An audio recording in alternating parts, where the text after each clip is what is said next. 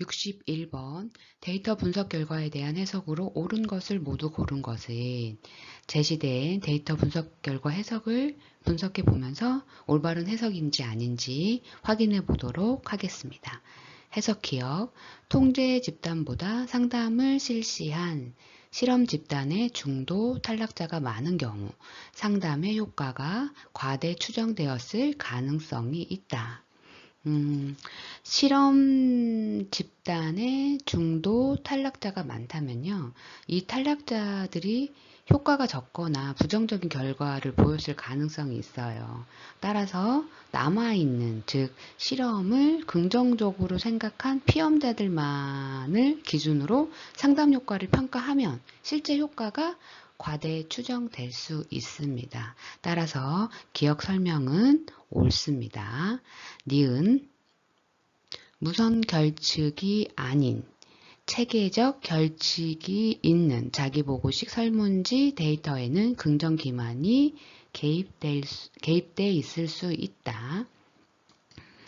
체계적 결측은요, 데이터가 무작위가 아닌 특정 패턴에 의해 결측되는 경우를 말하는데, 이때 자기보고식 설문지 데이터에는요, 설문에 응답하는 사람들은 결측 내용을 알게 될 수 있습니다. 그래서 긍정적인 응답만을 남기려는 경향, 즉 자기를 좋게 보이도록 노력하기도 하고 부정적인 경험을 보고하지 않으려고 할 수 있습니다. 따라서 자기를 좋게 보이도록 노력하는 긍정 기만이 개입될 수가 있는 거죠. 옳은 설명입니다. 디귿. 효과 크기가 작지 않은데도 통계적으로 유의미하지 않은 것은 프로그램의 효과가 없어서라기보다는 피험자 수가 많아서 생긴 결과일 수 있다. 우선 피험자 수가 많아서가 아니죠. 피험자 수가 작아서 생긴 결과일 수 있겠죠. 통계적 검정력을 높이기 위해서는 표본의 크기가 커야 합니다. 따라서 디귿 해석은 옳지 않습니다. 그러면 61번의 답은 기억 니은 4번이 되겠네요. 62번 전국에서 세 학교 A를 임의 추출하고 추출된 각 학교에서 두 학급 B씩 임의 추출했으며 각 학급에서 임의로 6명의 학생 S를 추출하여 교우 관계를 조사했을 때 아래 분산 분석 표에 FA값과 FBA 값을 합하면 우선 F 통계량은 어떻게 구하죠? 그렇습니다. 집단 간 평균 제곱값 나누기 집단 내 평균 제곱값이죠. 우선 여기에선 FA 값을 구해야 되고 FBA 값을 구해야 되는데 FA 값에서는 A는 학교를 기준으로 하는 값이고 따라서 FA는 A 집단 간 평균 제곱값 나누기 A 집단 내 평균 제곱값이겠네요. 그리고 이것은 다시 말하면 학교 간 평균 제곱값 나누기 학교 내, 즉 학급 간 평균 제곱값입니다. 제가 이 내용은 아래에 명시를 좀 해두었습니다. 따라서 100 나누기 10이 되고 그래서 정답은 10이 됩니다. FA 값은 10이 됩니다. FBA 값을 구해보겠습니다. FBA 값에서는 B는 학급을 기준으로 하는 값이죠. 그래서 FBA는 B 집단 간 평균 제곱값 나누기 B 집단 내 평균 제곱값입니다. 다시 말해서 학급 간, 즉 학교 내 평균 제곱값 나누기 학급 내, 즉 학생 간 평균 제곱값인 거죠. 그래서 10 나누기 100이 돼요. 그래서 0.10이 되고 10과 0.10을 더하면 10.10 답은 그래서 2번이 되겠습니다. 우선 이 표에 있어서는 이제 공식으로 대입을 해보는 게 중요할 것 같고요. 풀이법을 아래에 명시를 해 두었으니까 차례차례 읽어가면서 문제를 다시 한번 풀어보면 좋을 것 같습니다.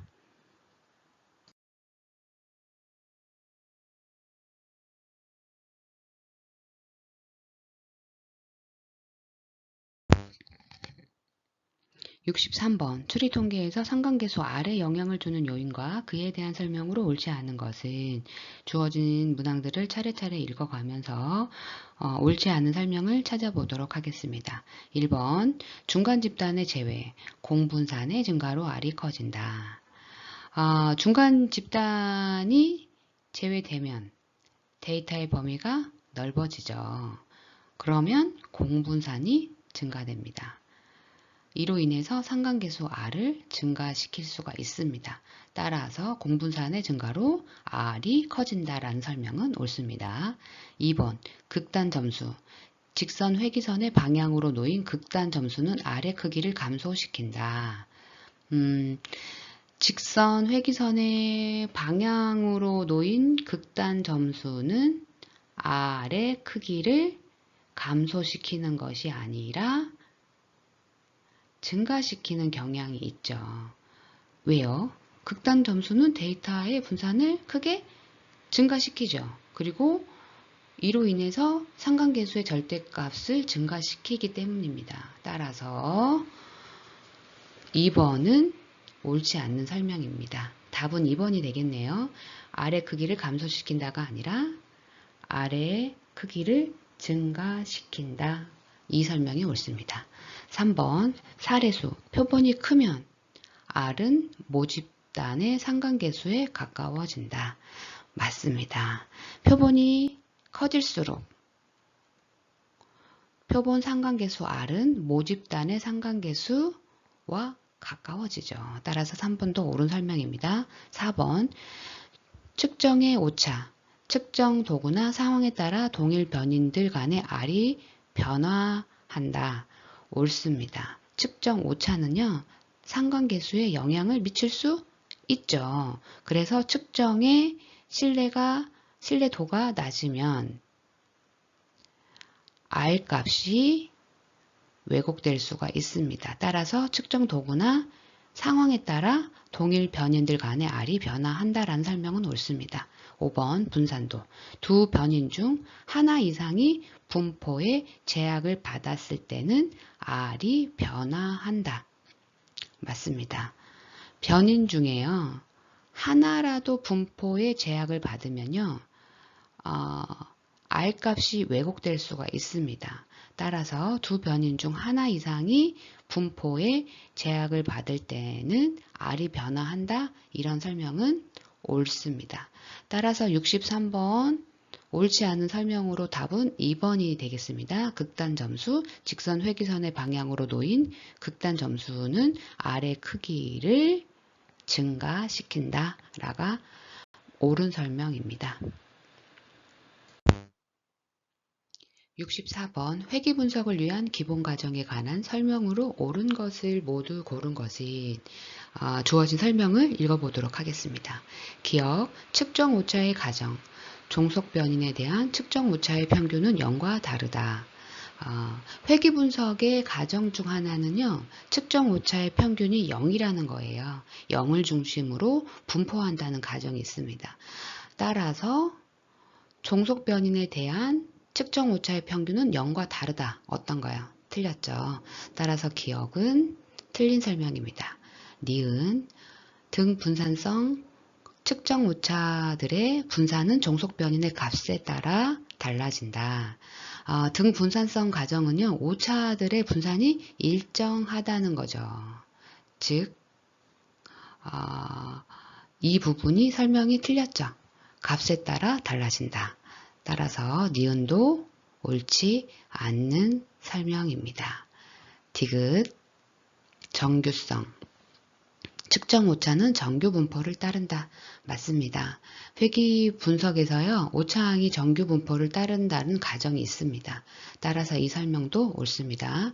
리을 독립성. 서로 다른 관찰지의 측정 오차는 독립적이다. 옳습니다. 회귀 분석의 또 다른 중요한 가정은요, 오차항이 서로 독립적이어야 한다는 것입니다. 따라서 리을도 옳은 설명입니다. 답은 디귿, 리을 3번이 되겠네요. 한번 읽어보고 문제를 마치겠습니다. 정규성, 측정 오차는 정규 분포를 따른다. 리을, 독립성, 서로 다른 관찰치의 측정 오차는 독립적이다. 답은 3번입니다. 65번 다중회귀 분석에서 나타나는 축소 현상에 관한 설명으로 옳은 것을 모두 고른 것은 여러분 다중회귀 분석에서 나타나는 축소 현상이 뭔가요? 그렇죠. 다중회귀 분석에서 모델이 특정 데이터에 너무 잘 맞아. 다른 데이터에서는 예측 성능이 떨어져. 이런 현상을 말하는 거죠. 다시 말해서 훈련 데이터에서는 잘 작동해. 그런데 새로운 데이터에서는 그렇지 않아. 이게 축소 현상입니다. 축소 현상은요, 주로 증가하는 경우가 있는데, 첫 번째 예측 변수의 수가 많을 때, 그리고 동일 연구를 반복할 때, 세 번째 다른 표본에 적용했을 때예요. 한번 제시된 문제들을 보면서 옳은 설명을 찾아보도록 하겠습니다. 기억, 표본이 커지면 증가한다. 아니죠. 표본이 커지면 축소 현상은 감소합니다. 니은, 예언 변인의 수가 많을수록 증가한다. 옳습니다. 예언 변수의 수가 많을 때 증가합니다. 디귿, 동일 연구를 반복할 때 예측 타당도가 낮아지면서 나타나는 현상이다. 옳습니다. 동일 연구를 반복할 때 축소 현상은 증가합니다. 리을, 한 표본에서 얻어진 베타 값을 다른 표본에 적용했을 때 중다 상관계수 R이 처음보다 작아지는 것을 말한다. 옳습니다. 다른 표본에 적용했을 때 축소 현상은 증가합니다. 따라서 65번의 답은 니은, 디귿, 리을이 옳은 설명으로 답은 5번이 되겠습니다.